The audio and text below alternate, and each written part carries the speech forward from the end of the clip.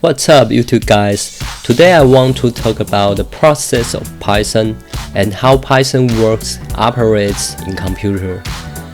At first, we use IDE program. IDE is an integrated development environment, just like Jupyter or Python.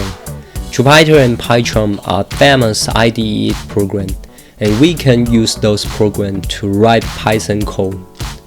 And second, IDE programs often combine interpreters such as CPython or JPython.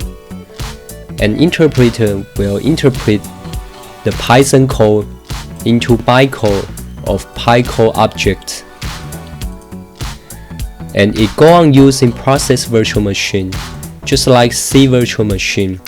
And process virtual machine will turn bytecode into machine code. Machine code is the combination of 0 and 1, and computer will be able to recognize machine code, integrate, and build up executable file. Alright, today we have talked about the process of Python and how Python works and operates in computer.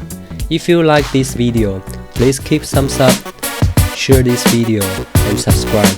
See you next time.